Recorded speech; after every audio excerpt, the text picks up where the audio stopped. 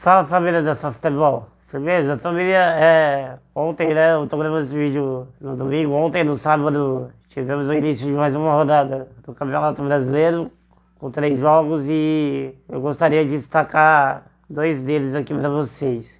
Vou começar falando do jogo do Fluminense contra o Grêmio e foi um jogo onde claramente o Fluminense teve mais volume de jogo, principalmente no primeiro tempo. Na segunda etapa o Grêmio conseguiu até equilibrar ali, né, em relação a posse de bola e tudo mais, conseguiu dar algumas saídas ali pelo ataque do Fluminense, mas o que pega muito da equipe do Grêmio é a falta de criação da equipe, né? E essa falta de criação está muito ligada à falta de intensidade que tem o Cristal. O Mano Menezes nem utiliza esse jogador muitas vezes, ele entra no segundo tempo, mas dá pra ver que ele entra muitas vezes desconectado do jogo. Ontem foi um grande exemplo disso, tanto que na escalação inicial o Mano Menezes prefere usar o Riquelme, né, naquela posição e não o jogador de origem, que seria o Cristaldo, e enfim. E pelo lado do Fluminense, acho que fica a primeira etapa que o time fez, né? O gol do Everaldo sai ali numa jogada de escanteio que o Ganso cobra e no rebote o Guga consegue mandar de cabeça de volta para a área e o Everaldo aproveita ali o balanço defensivo do Grêmio, que é feito de maneira equivocada. A linha vai sair quebrada. E o Wagner Leonardo acaba dando condições para que ele finalize ali em posição legal e faça o gol da vitória do Fluminense. Acho que assim, no segundo tempo, o Everaldo ainda desperdiça a penalidade. O pênalti, na minha opinião, foi muito bem marcado. E acho que a melhora do Grêmio também na segunda etapa tá ligada à falta de fôlego do Ganso. Quando o Ganso cansou, a gente viu que o Fluminense já não conseguia ficar mais com a bola e o Grêmio teve mais oportunidades ali para sair pro ataque e conseguiu ter um domínio minimamente melhor ali no meio campo, né?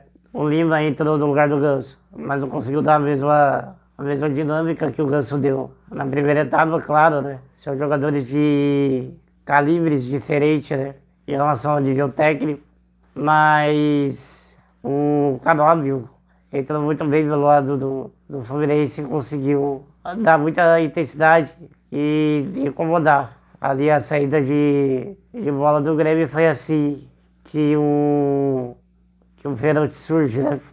E o Everaldo viveu uma noite ali de céu e inferno, né? Apesar de ter feito gol, né? A torcida já ia pegando no pé dele desde a Copa do Mundo de Clubes, mas enfim, ele conseguiu fazer um gol ali, mas acabou desperdiçando o pênalti, batendo muito mal, né?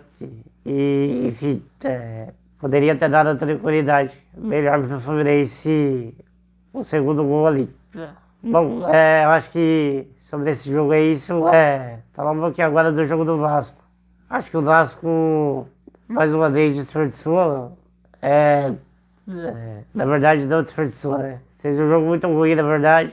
Mais uma vez, apesar de ter conseguido buscar um empate momentaneamente ali na segunda etapa, o Mirassol foi superior ao Vasco, principalmente no segundo tempo. O Vasco teve 15 minutos da primeira etapa bem feitos ali, coletivamente falando. E o Vasco é um time que, coletivamente, do meu ponto de vista, se comporta bem até o último terço. Depois que o Vasco chega no último terço, as dificuldades técnicas da equipe elas ficam muito, muito evidentes. E isso implica muito da efetividade do Vasco, né? O Vasco fez um primeiro tempo que, se tivesse um pouquinho mais de qualidade ali no último terço, teria conseguido sair com resultado positivo ainda na primeira etapa, né?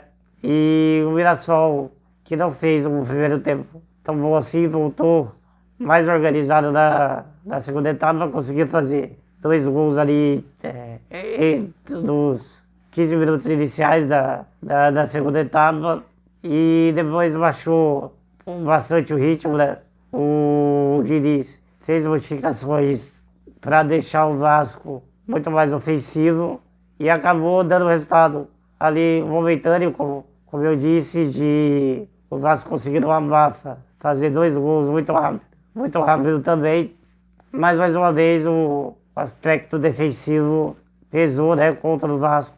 E o Mirassol, que tem esse coletivo e a parte de intensidade do jogo muito mais apurada, conseguiu buscar ali o terceiro gol no finalzinho, tirando qualquer esperança do Vasco, qualquer possibilidade, né? Na verdade, do Vasco pontuar fora de casa. Enfim, eu acho que essa questão da falta de qualidade do Vasco, ela poderia ser solucionada se o Felipe Coutinho tivesse no nível físico que desse a possibilidade dele ter mais sequência, né?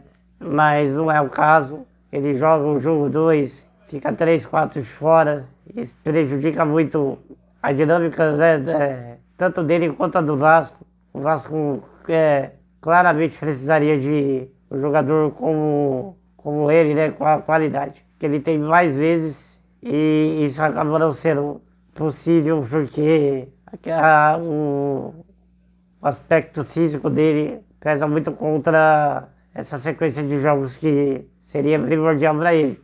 Dá pra ver que qualidade ele tem, né? Ele não perdeu, porque ontem ele exigiu o Walter na primeira etapa a fazer uma bela defesa, mas ele não consegue participar tanto assim do jogo, pelas dificuldades físicas que ele tem, né? Isso fica muito evidente ali, durante a partida ele some, no momento sem bola, ele não consegue